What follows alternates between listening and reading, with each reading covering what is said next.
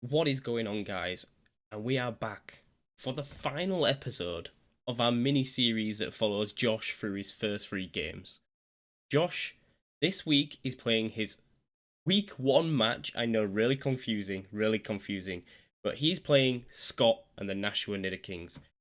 Now, these two players are probably the smartest players in the league, I think, in my own opinion. Scot has drafted the Nightmare team, which is Stack Attacker, Indeedee Female, Alakazam, Ditto, Chansey, Shuckle, Shedinja, Toxapex, Morgrem, and Pikachu. This team is a nightmare to prep for. And what Josh has got to come up against it? A Magearna, Hatterene, Kingdra, Darmanitan, Unova, Jolteon, Pelipper, Beartix, Lycanroc Midnight, Hitmonchan, and a Togepi. Now, if we'd have seen this game week one, I think we'd have all been scared of both teams. But now they had a little bit more practice with their teams, they've had a couple of games, it's even worse. It's even worse. So I hope you guys enjoy. It's a really fun game. Let's get right in. Right, okay then. So, two teams, and it's looking like we don't have the Chansey Shuckle coming from Scot, which is a pleasant surprise because they can take forever to go down. Looking at Josh's team, again, we've got the Rain there. I saw the Kingdra, I saw the Pelipper, Magearna, obviously. The week one, he had this Hatterene before he switched it out for following weeks. Obstagoon as well. I love Obstagoon. I just never see it getting used to the best of its ability. The question is he going to have something on everything to be able to deal with like the Shedinja? Because you can't just ignore something like that. Yes, you always have to have coverage for that Shedinja. You have to. It's so annoying. Like, at least 5 of your 6 mons have to have something. I reckon you can afford to have one that doesn't. Yeah, probably. But from Josh, we've got the lead of Kingdra and Pelipper, which is always solid. And then the Psychic Surge, so we have to be expecting like an expanding force from these two, right? Yes. That's what you'd expect anyway, at least. I think from Brandon's game that we saw last time, we could see a bit of setup here. Yeah, I think he did do a nasty plot or something, didn't he? But I don't know whether he's got the time to do it against something like a Kingdra, particularly if it's in the rain. If the Kingdra's going first, then he really doesn't have time. Okay, so we've seen a Hot Protect. And the Wide Guard reveal from Josh. Great plays there. Muddy Water coming back.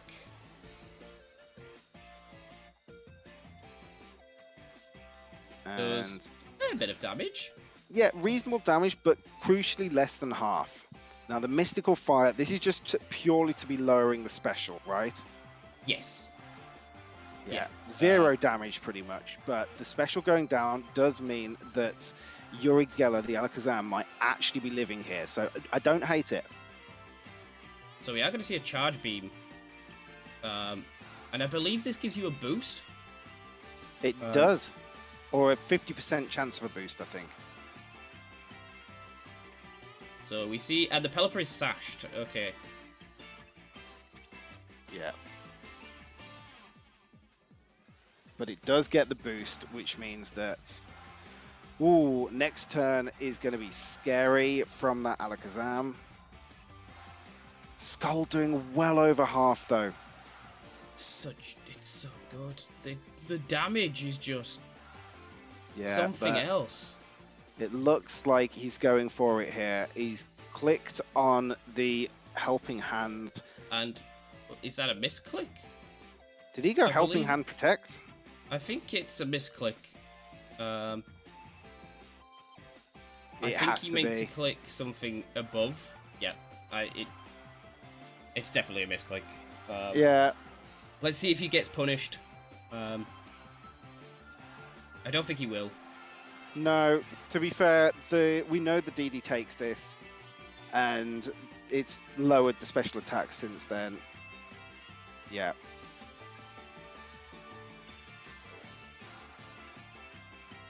The only thing is that possibly DD dies to another one, so he doesn't have it sticking around as long as he might have wanted. But after you've seen the wide guard, are you prepared to go for the spread moves?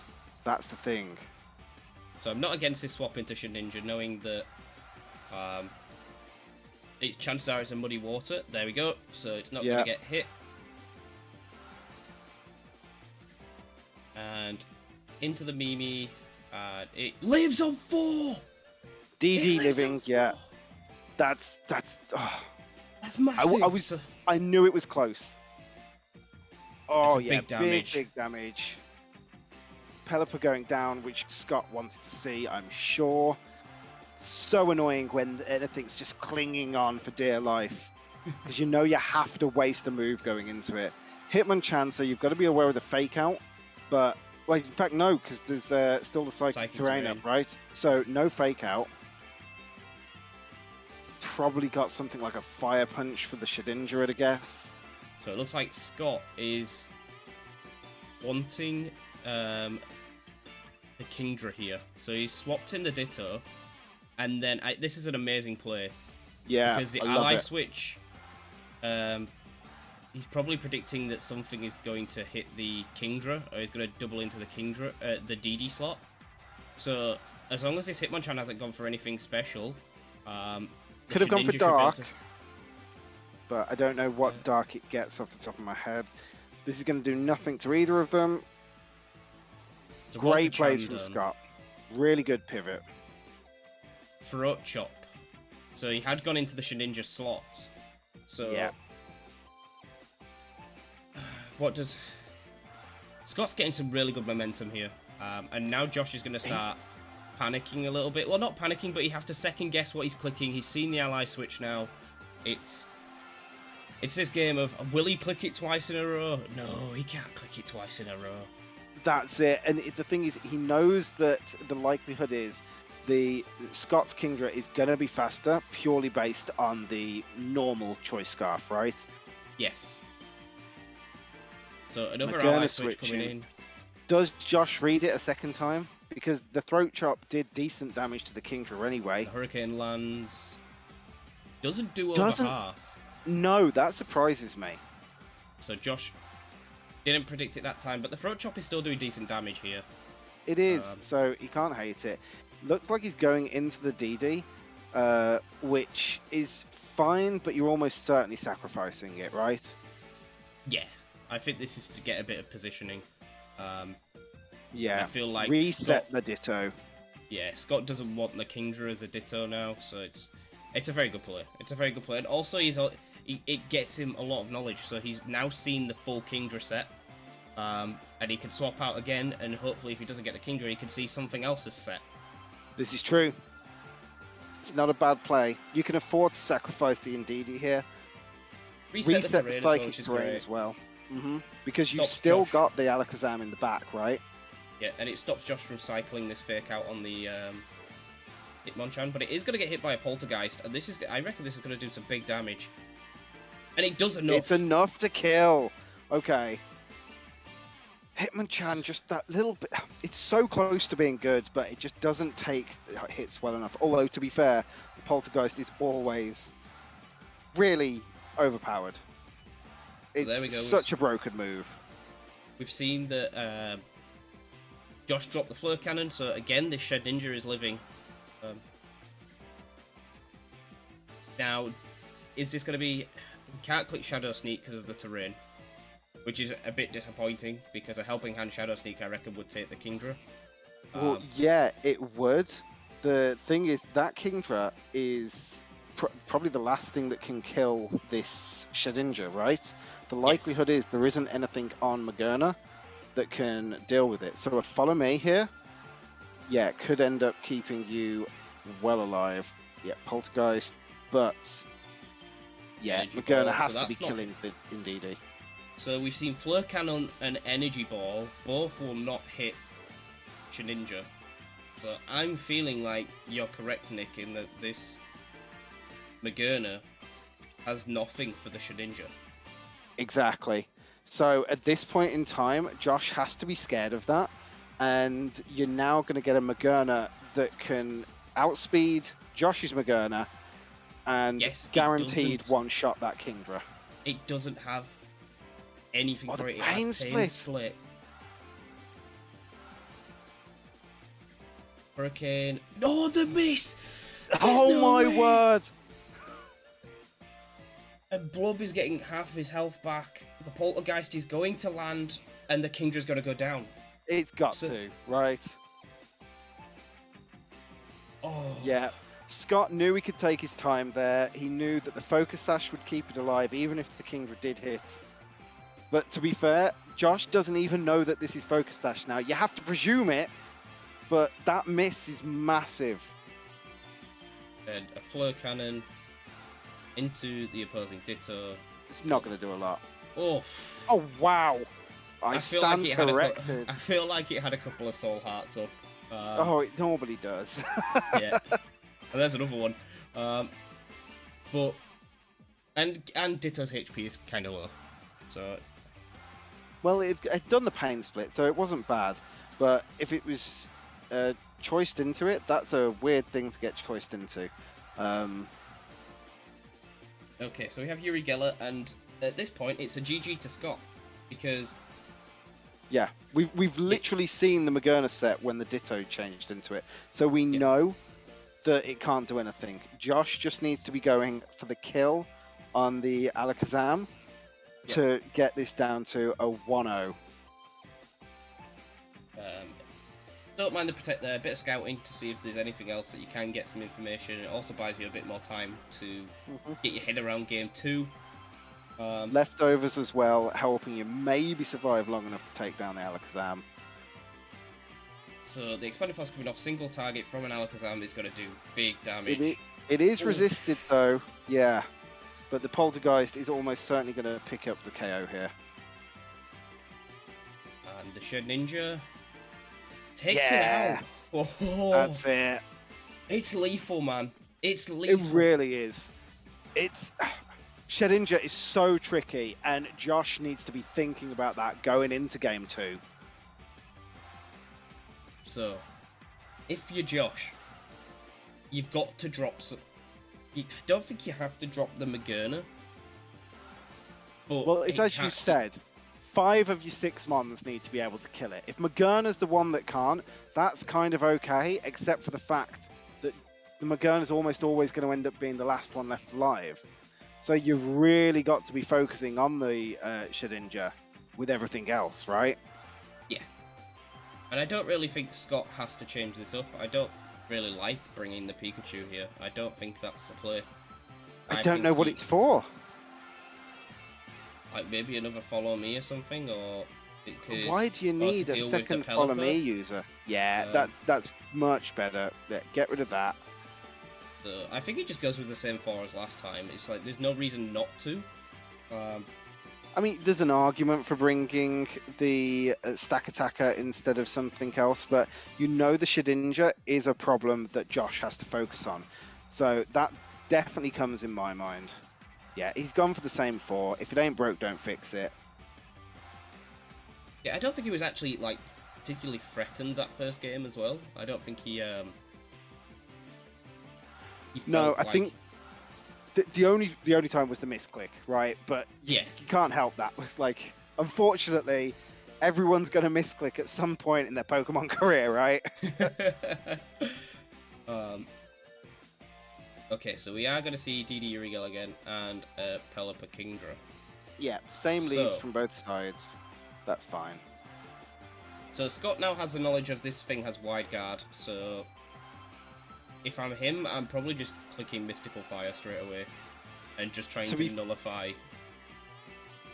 Kingdra. If it's me, I think I'm going for the Charge Beam into the Pelipper. Right, because you want it down as quick as possible. And then,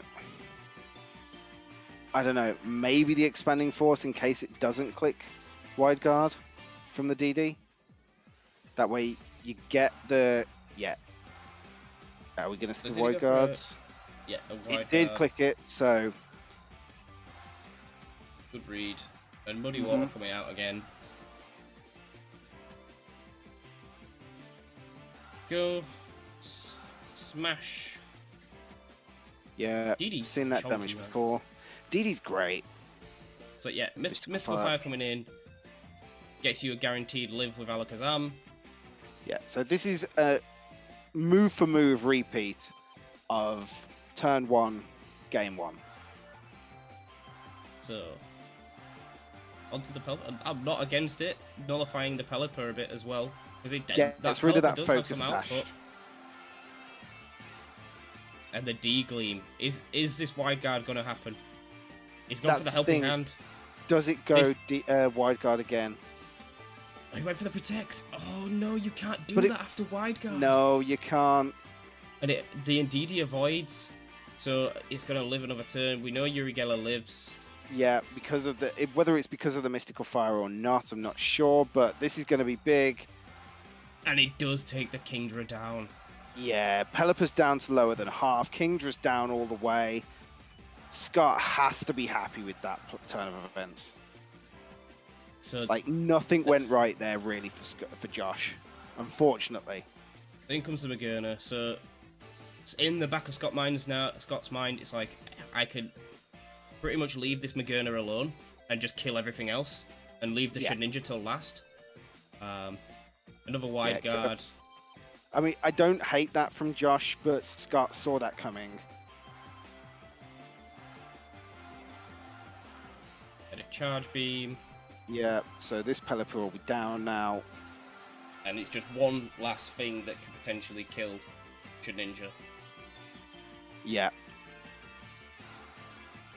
There's also a boost here for the Alakazam as well. Don't forget that. Oh, no, there isn't. It's a 50% chance, obviously. Not that happening. crit mattered. That crit mattered. Yeah. I mean, I know it had the Soul Heart, but even still. So I believe Josh has to swap in first. Oh no, it wouldn't matter because it depends whether it's like I would have maybe thrown the Ditto in there. Do you get the Magerna at that point? Okay, love this. Absolutely love this. Also, gotta say, pretty much the best, or at least my favorite, shiny out of every Pokemon. Everyone. Fight me. It is a very good one. It is a very good one. I do not think it takes a Dazzling Gleam though from the Alakazam. No, and it's got to be going first, right? Short of some sort of priority move here, there's no way the Alakazam is going second. I suppose there could be a Sucker Punch. That would probably hurt it a lot. Like if I'm Scott there, maybe like a bit of a defensive play to get that Ditto in.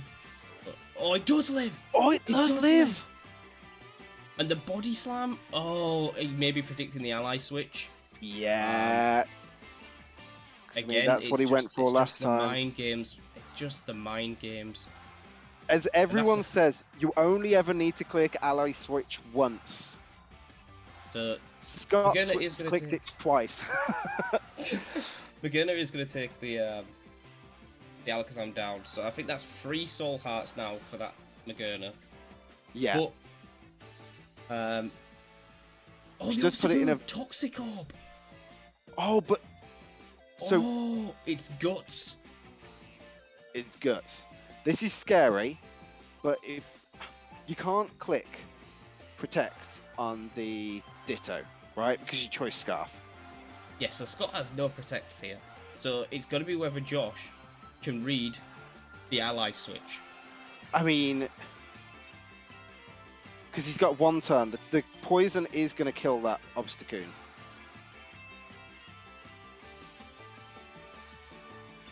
Ooh, what do you click? Or will the Choice Scarf Ditto outspeed? So the Magerna has protected. Yeah, I mean, that's the sensible play, right? It depends what this Obstagoon does. I mean, granted, the thing is Focus Sash. It is. So I think it's a win-win situation. He has gone the Switcheroo. So he was trying to give it the Toxic Orb, which is one way of killing the... It's true. But he's it given now it has a Choice to Scarf. the Magerna. The thing is, though, that now means that it will go. Oh no, it's going to die from the poison, right? Oh no, it will die. Yeah. Yeah. Unfortunately, yep.